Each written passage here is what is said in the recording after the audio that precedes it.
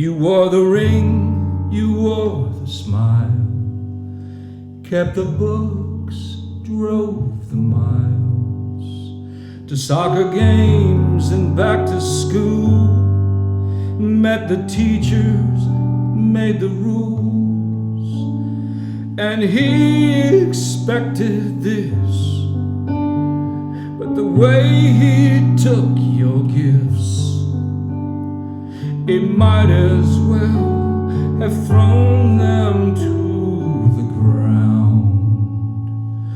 Who do you belong to now? Who do you belong to now? Not him or anyone like him, after all that you've been through. You belong to you. You belong to you.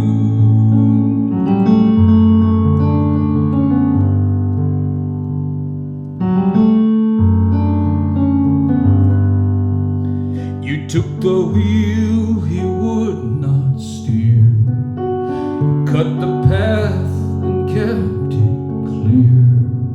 You did the work, you got the scars, but his silence broke your heart.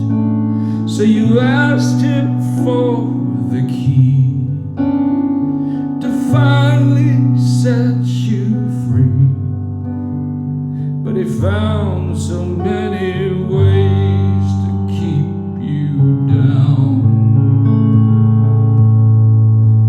Who do you belong to now?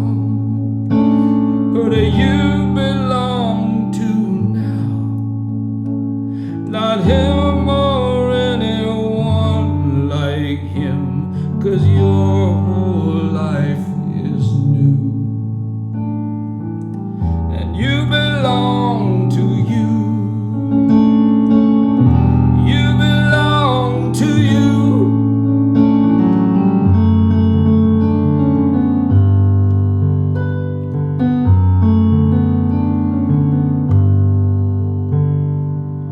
Forgive yourself for thinking you broke up a happy home.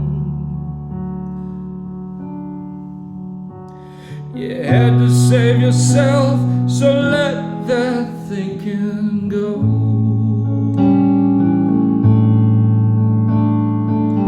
'Cause you belong to you. You belong to you. Not him or anyone like him. Your life is new, and you belong to you. You belong to you.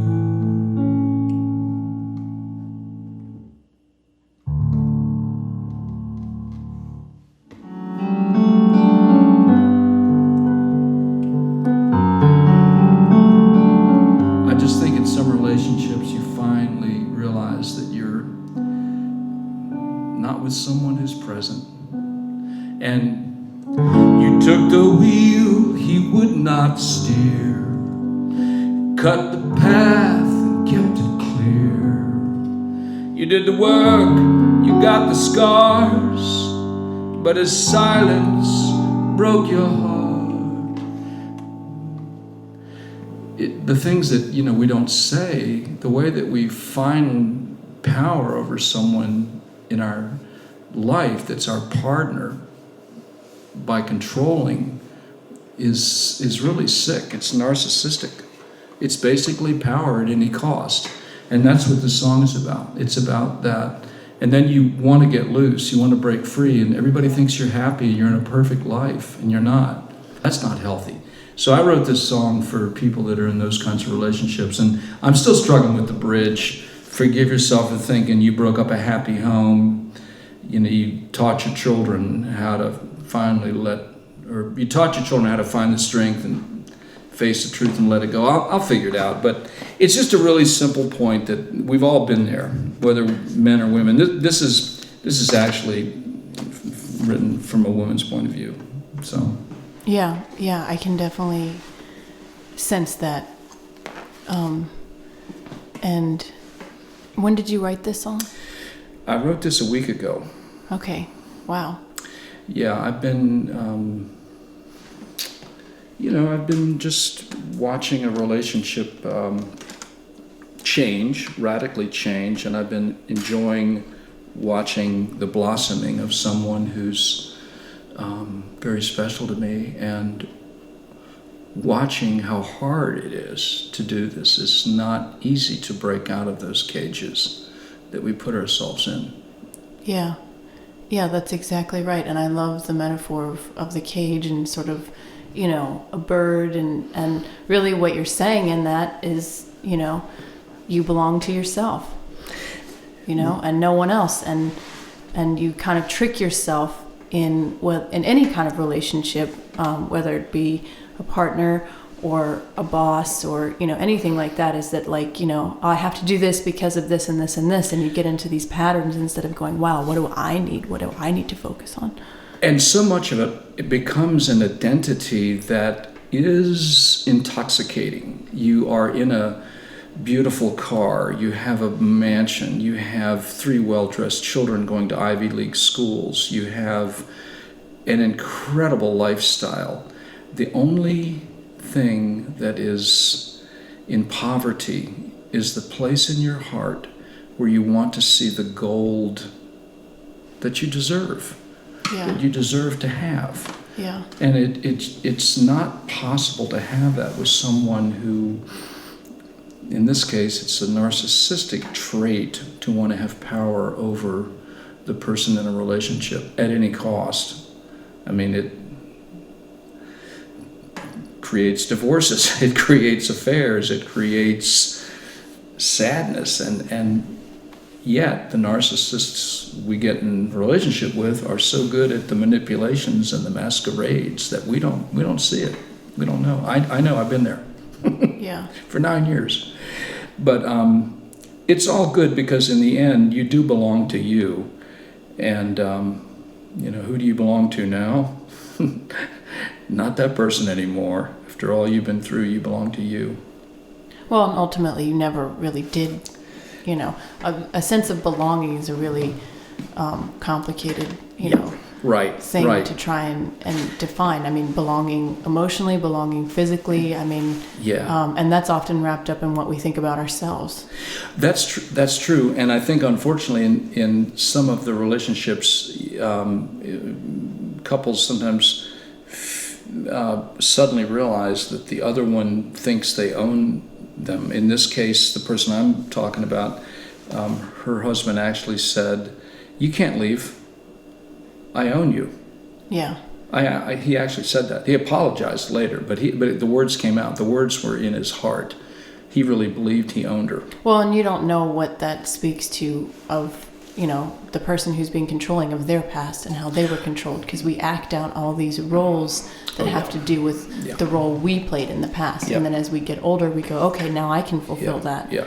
Well, that's right. Narcissists especially are deeply wounded, usually in childhood, and they begin to evidence their narcissistic venom, as it were, in adolescence. And by the time they get into early 20s, they really believe they are truly better and deserve everything that they can possibly get from the world at any cost. And so that means there's lies and it's a really tricky thing, because at the same time we're saying you belong to you, and narcissism is like taking selfishness to the nth degree, to the extreme, but there's a balance. You don't want to be, like you said, being the person on the other side who's just giving everything, taking, just having everything reaped from you, and you need to stand up for you, but then you don't want to take it to the point of being a narcissist, and that's a complicated line to walk. It is. The problem with us empathic people who have actual hearts is we tend to want to give them away, and we have to learn boundaries, and we have to learn when we've given essentially too much, and we need a lot of self-care there. And boundaries are, they don't exist. Like, I mean, we have these things like state boundaries, country boundaries, right? But like, those are lines that we drew in the sand. And it's like that with people too. Yeah. You have to figure out where that line exists, because before that it's permeable and they're constantly shifting. Yeah. So it's like, how do you figure that out? You get stepped on and then you go, whoa, okay. Right. No. It's a constant battle for empaths, because, what we tend to do is say, oh, I need to forgive that person for crossing the boundary. They've had a bad day or they had a rough childhood. Right. The problem is, in relationship, if they continually take your power and use it for their gain, in other words, that's what a narc does, as a narcissist does, it eventually just depletes and dries you out. You don't know what's fair anymore, and so you have to get out of that cage. And Yeah. that's what the song's about, is basically somebody waking up and saying, I can't do this anymore. Well, it's a beautiful song. Thanks. And what's the name of it? It's called You Belong to You. Okay, yeah, aptly titled. And so this is going to be the first release of this song on Rappahannock cool. Radio, right? Cool. I mean, I'm assuming you. Yeah, no, that's awesome. I mean, I've got so many songs I wanted to play you. Yeah, absolutely. I'm excited to hear any ones you feel happy to play. I'd like to do, living out here in Rappahannock on the Thornton River. Okay. I'd like to do this thing that, I'm going to turn this down a little bit. It's basically my church. I'm a Presbyterian Sufi. I'm Buddhist and Christian, and I really believe that when I'm in my element at the river, I get messages. And this is what I've passed along, I hope, to my children, to my two sons who are 22 and soon to be 20 in a few months. It's called River.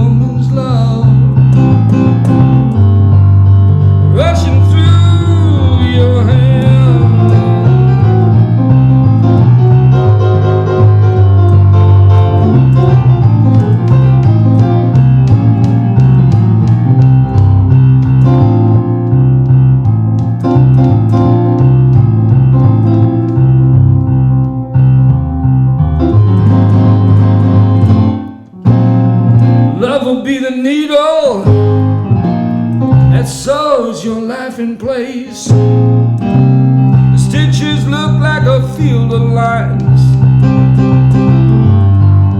run across my face. Yeah, when you lose somebody and you're sure your life is through, go down and sit by the river, son. That's what I always do.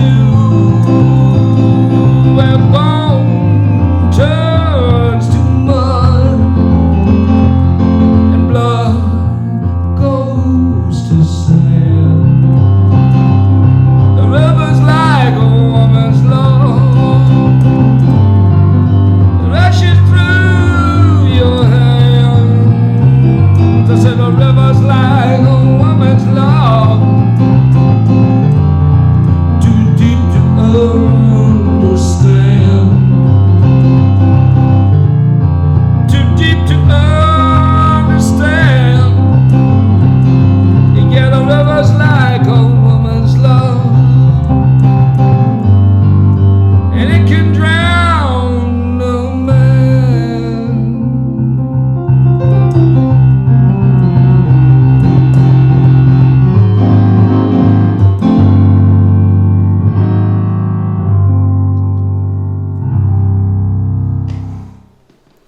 Very nice. I'm hearing a little bit of, well, the roughness is kind of like part of the style, right? It's sort of that, I'm hearing, at first I heard like Jerry Lee Lewis sort of vibe there. And then almost at the end, sort of like a Men's Eric, like Doors thing happening there. And I'm curious, so what are some of your influences been? Well, definitely the Jerry Lee Lewis stuff. Definitely. Yeah. And the Doors, I actually was doing a gig, and Jim Morrison's parents actually came in to where we were playing. Oh, no way. And his father, the naval captain that he sings about that he wants to kill, came up to the band and said that he wished his son would play decent music like you fellas. That was in Falls Church in 1969. Okay, so that brings up another good point. How did you make your way to Rappahannock County? Grew up in Northern Virginia, and my second wife, brilliant woman who lives out here, who is still out here, said, let's move to Rappahannock and raise kids. And that was back in the mid-90s, and we moved out here in 2000. Okay. And what has your experience been like here? Well, it's been very magical. That's a stupid word. It's been very transformational. I've never written more songs. I've got that song Rappahannock, and I've got songs that absolutely speak to, living out here. And let me do a song actually called Rappahannock. I used to do this song with your dad, Kaya. I wrote this back in 2004 when I moved out here in 2000, and my wife left me in 2003, and we're still on good terms. We have 2 boys together, and this song is about living out here and raising children out here. And I used to do this with Billy at the gigs that we played out here. Excellent.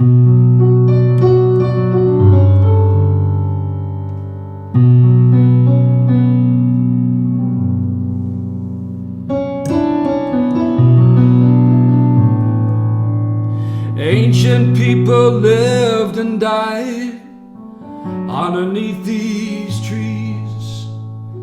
They raised their babies and they let them run on that blanket of leaves.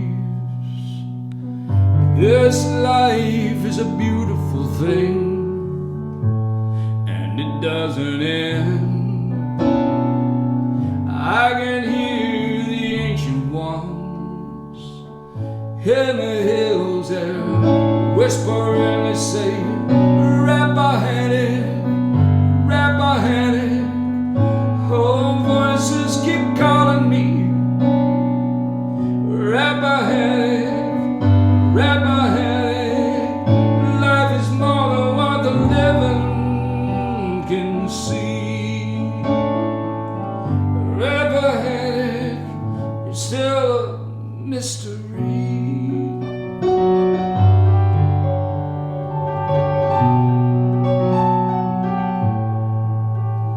Well, there's a farmhouse in Castleton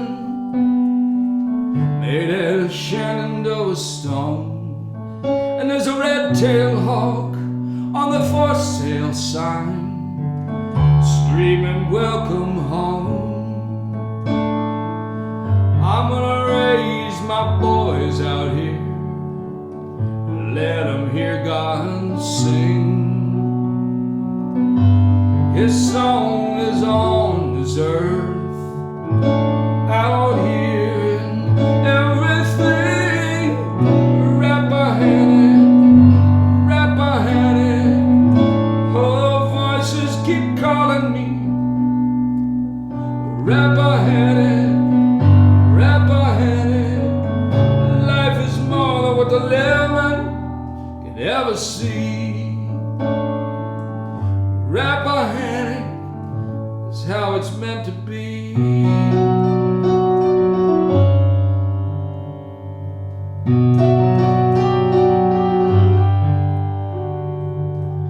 From the river there comes a song from long, long ago.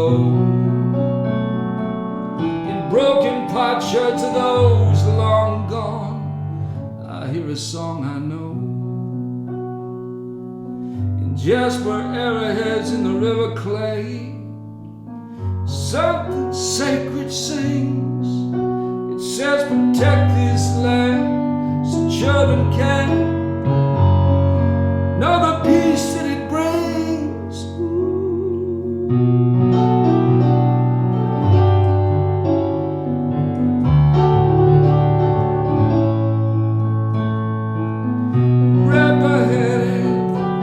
Rappahannock, all the voices keep calling me. Rappahannock, Rappahannock, life is more than what the living can see. Rappahannock, it's how it's meant to be.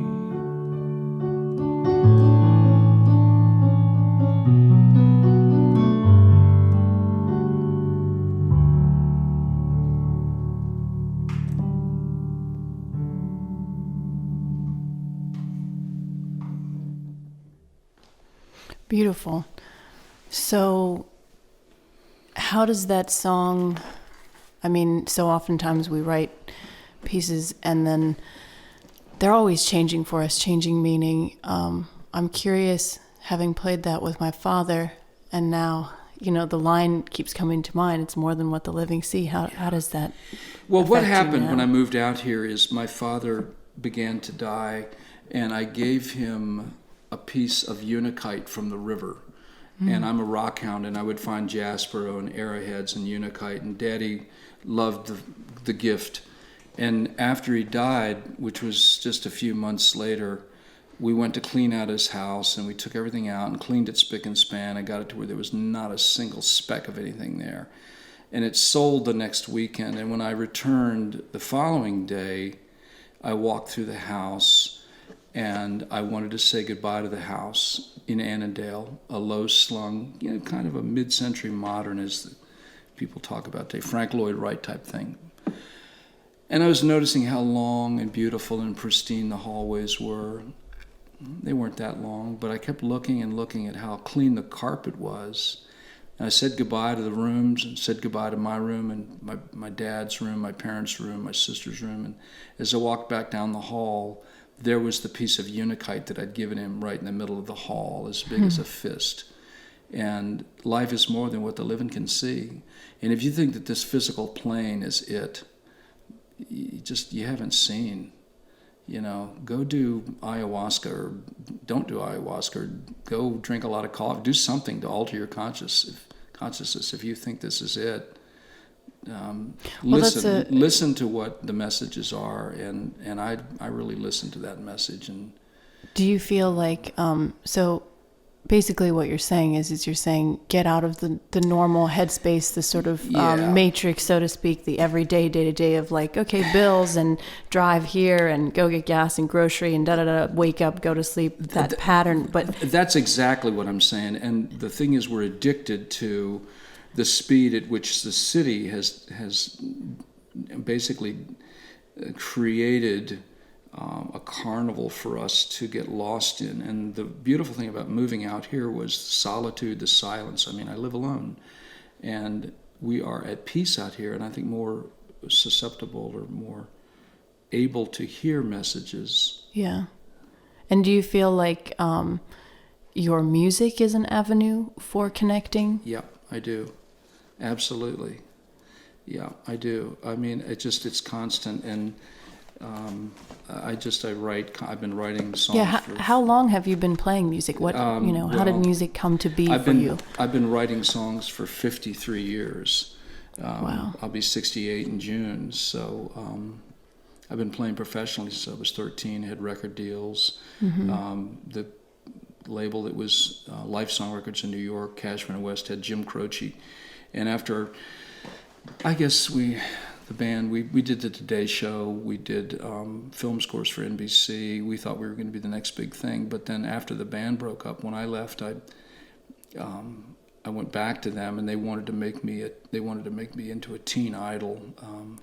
And what were your thoughts on that? Well, I was insulted, actually, which is Yeah. kind of funny. I was like, no, my songs, what about my songs? And so I joined up with a guy in RCA Sunbury Dunbar, and we went on the road and toured as a glitter rock band, and that was exciting and fun, and I'm written a book about it. Oh, great. And what is that called? It's called Big Boy Movers, Sex, Trucks, and Rock and Roll.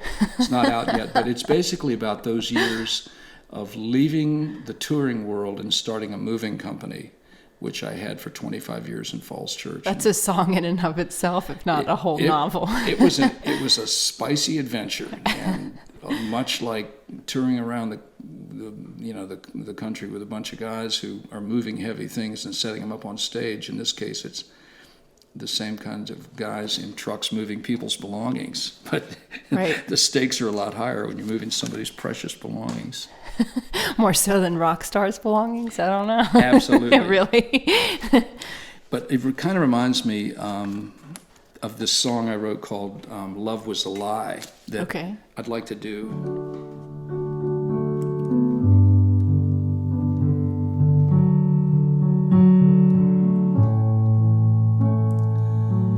Raising babies, who's got time? I got my name on a neon sign, on a stage in pretty blue lights. I don't need to grow up tonight.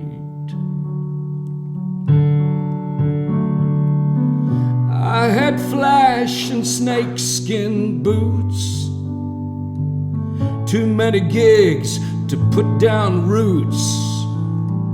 Love was a lie when I worked those rooms. Love was a lie till I met you.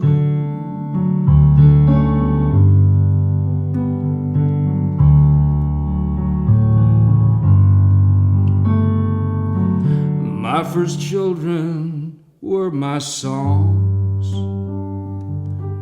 and they were happy when you came along. When you left and the house turned cold, they were all I had to hold.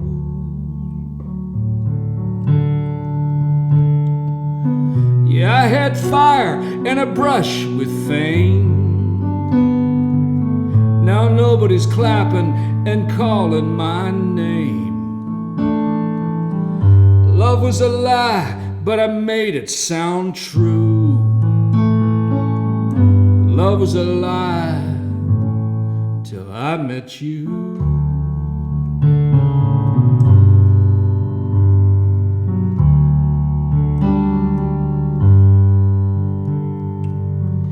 Happy times in this old house,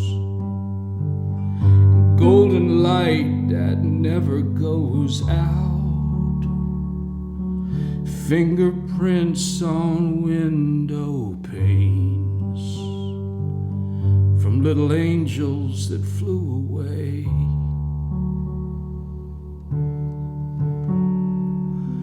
Beautiful ghosts who comfort me, that's the blessing of memory. Love was a lie I finally saw through. Love was a lie till I met you.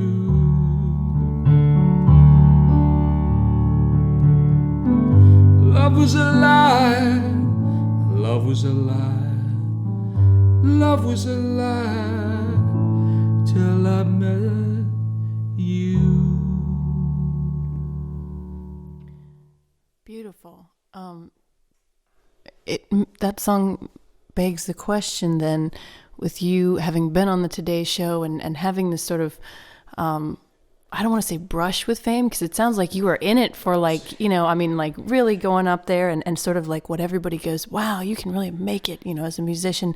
But it was brought to my attention in my own career as a musician by somebody that said, I believe it was Raphael, and he said, what is the difference between 10 people really, really loving your material and really feeling touched by your songs and 10 million people? And why is it that you feel like that 10 million people are more valuable than just the 10? And how does that speak to you and how you feel like you're an artist now and how that's changed?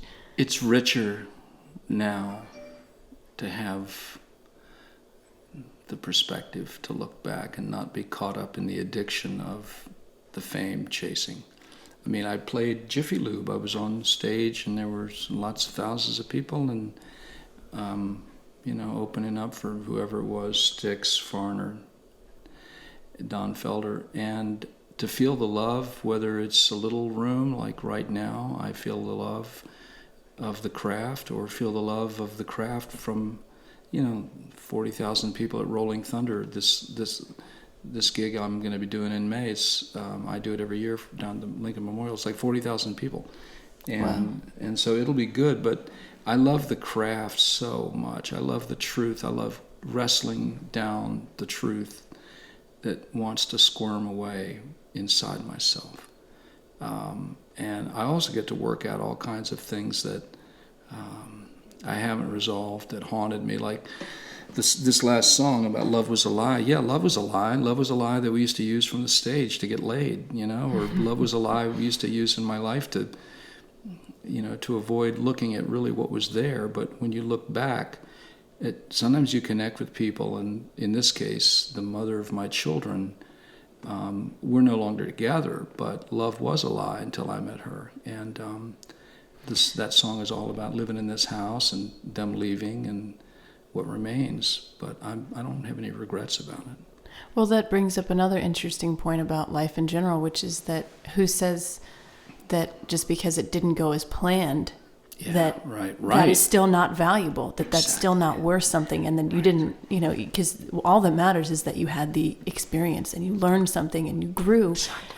And I find after losing my father that you never get that time back, but then it teaches you that every experience that you have, whether it's something truly deep or just sort of like a passing thing, they're all worth something. Yeah, that's exactly right. It's a beautiful connection of fiber. It's a beautiful thing inside of us. This thing we're knitting.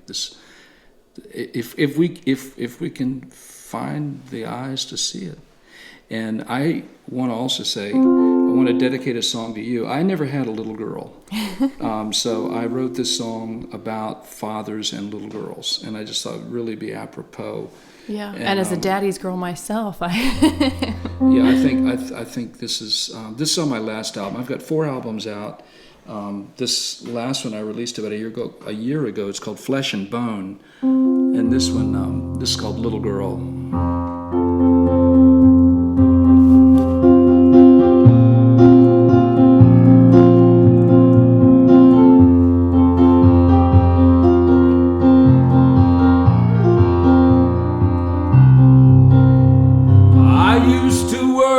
About you, getting lost in those bar rooms downtown, but you found your way just like I did back when I still ran around.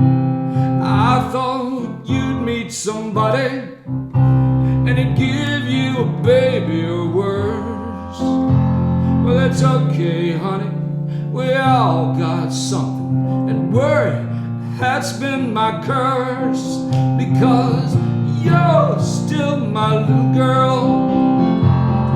You're just my little girl.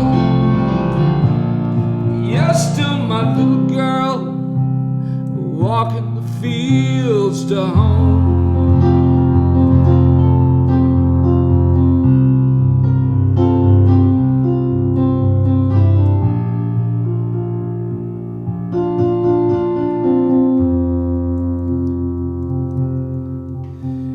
I used to worry about you. I said, when will the pills run out?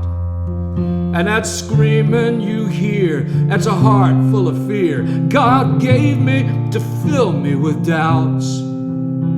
But I walked you up to the altar, and I stood by the crib full of dreams, and we said a prayer, and I held you there when the ashes were tossed in the sea. Because you're still my little girl, you're just my little girl, you're still my little girl, walking the fields to home.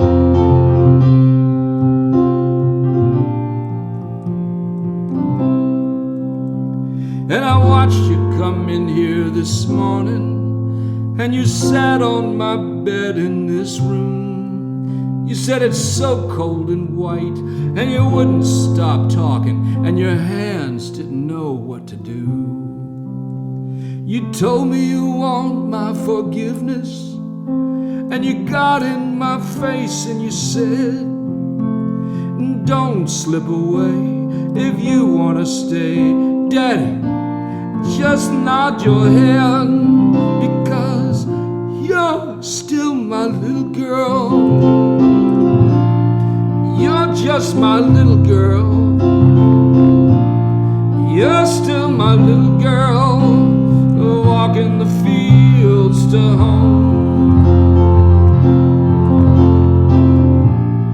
You're still my little girl, you're still my little girl, you're still my little girl, and I love you more than you know. I love you.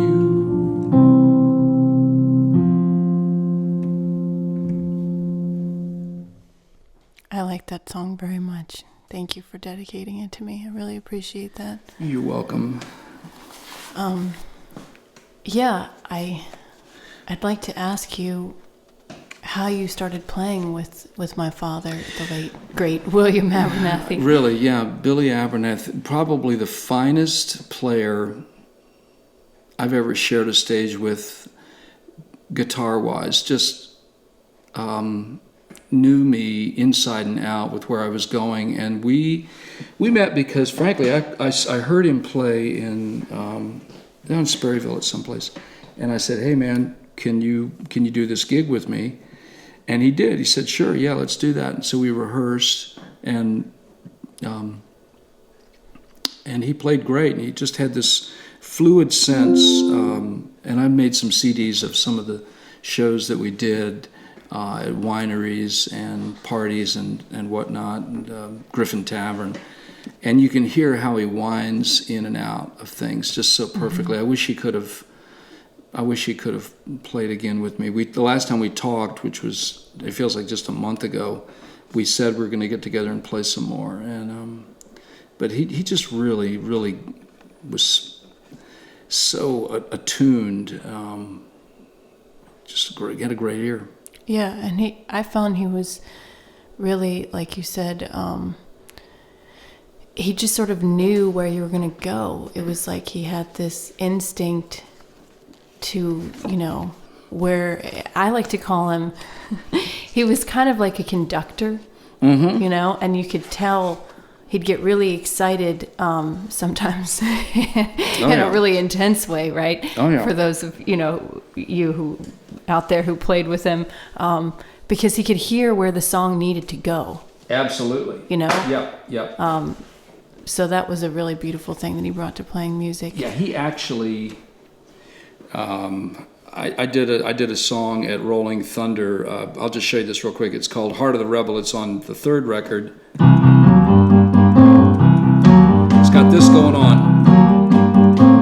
And he used to do that with me. And so the verse goes like this. James Dean was a rebel without a cause. Yeah, he didn't want the money, he didn't need the applause.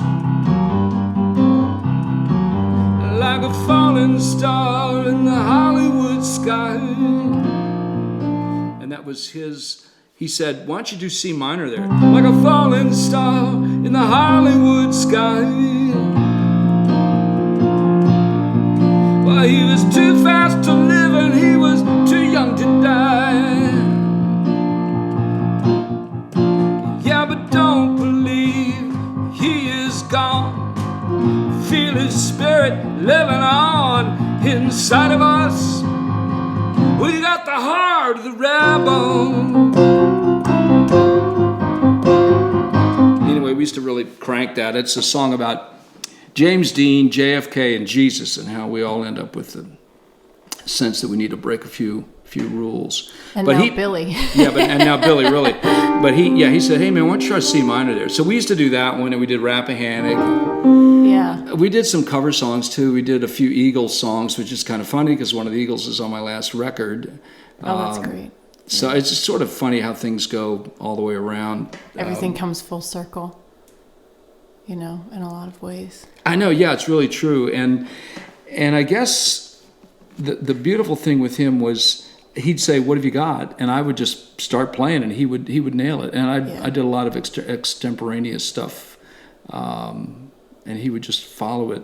He was really into going there with you, wherever it was. He really wanted people to take a chance and just try something new and exploring. He was into that. He really was. It was he liked the adventure, and he was really brave about it. There was nothing that he wouldn't do. I used to do this one with him. This is something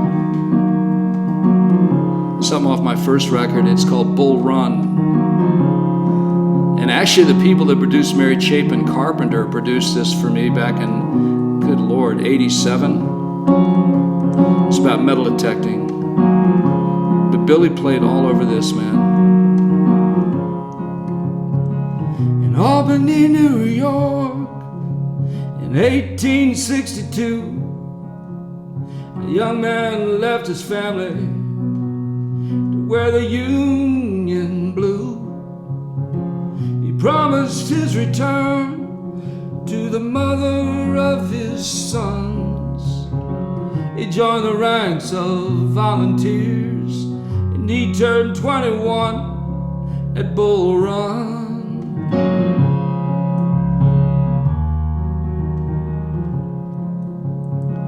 I met him by a stone wall in 1993. I found his rusty bayonet laid across his knees. The rebel yell was coming. Did he have a chance to pray? I wondered if I'd shoot him if I was wearing gray at Bull Run.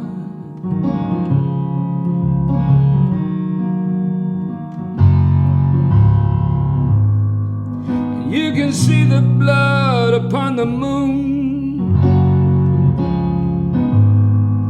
on a cold Virginia night, in the shadows of the morning sun. There's always yesterday buried in the clay. This land is an altar to those men, the men who lost and won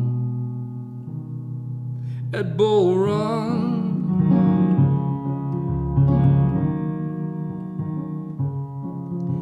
His locket holds a picture. It's a picture I have seen. It's a photo of my great-great aunt back in Albany. She handed down his letter so that we could understand how much she loved her Union boy who became a man at Bull Run.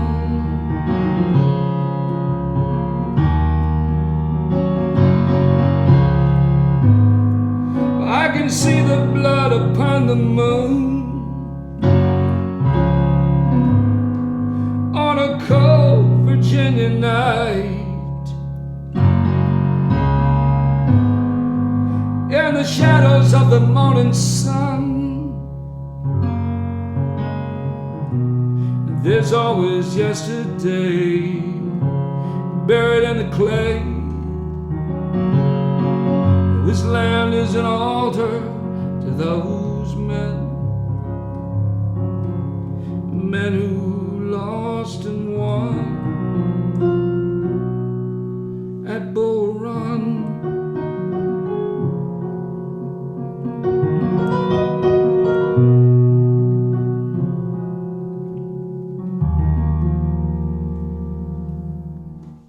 It's very beautiful, very, very sorrowful, and I love the line, land is like an altar. The land is an altar to those men. Yeah, and to all the fallen, really. That's a beautiful way to think about life. It's an altar to those men. Loss. Yeah, I think in some ways moving out here got me connected with truths that I only partially saw until I came out here.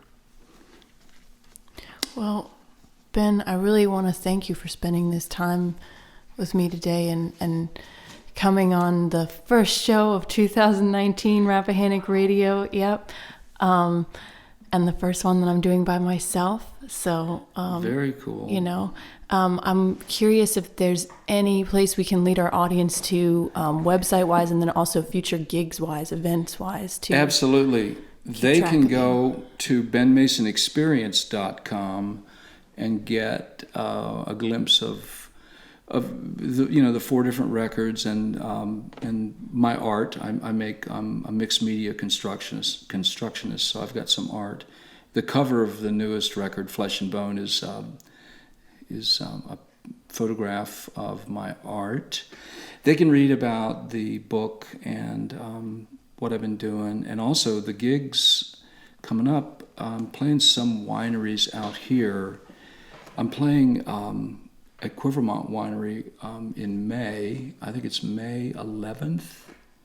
And I'm doing Godino's Cellars June 22nd. I'm doing Rolling Thunder May 25th and 26th at the Lincoln Memorial. I've got some house concerts coming up. I've got another radio show I'm doing in June.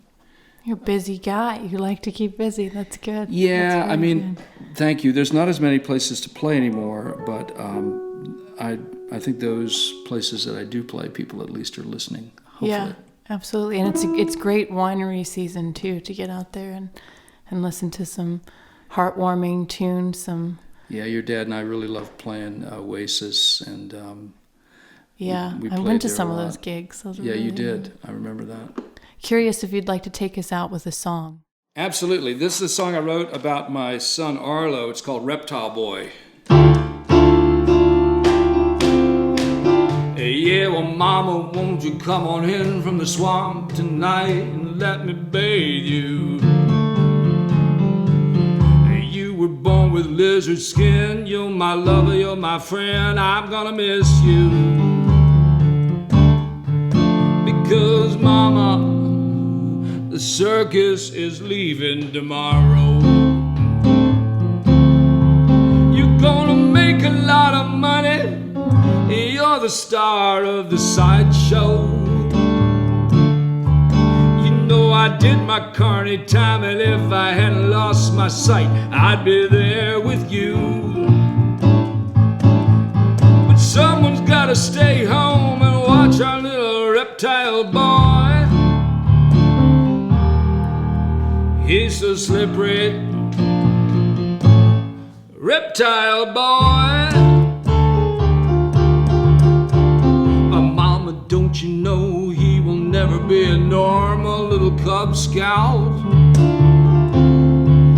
Oh, and he wears his uniform. All the other boys make fun of how his tail hangs out. Yeah, well, mama, your green skin buys the shoes, and your skilly face, it pays for the baby's food. People see your naked body as you wrestle one more sucker in the mud. Yeah, you know I love you, mama. I'm gonna watch your little reptile boy. He's so slippery, reptile boy. He dances around in the dirt and he sings to the birds in the trees. He chases them crawfish down and he falls asleep on my knees. He doesn't care that his daddy's blind. He doesn't care that his mama's a freak. He doesn't know about the carnival life. He doesn't know he was born to be a reptile boy. I'm gonna set you free. Reptile boy, I'm gonna set you free.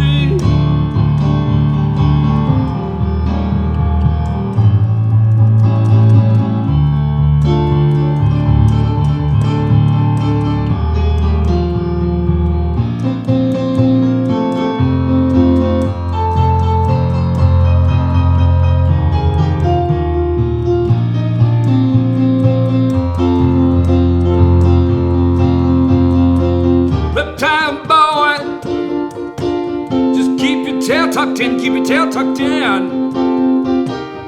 Reptile boy, don't need no bugs in front of your friends, don't need any bugs.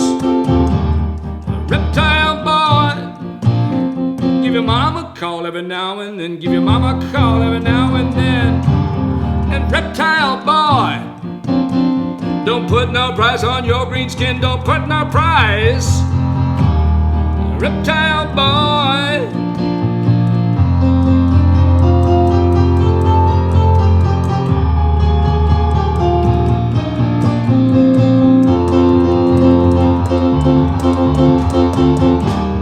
reptile boy, I'm gonna set you free.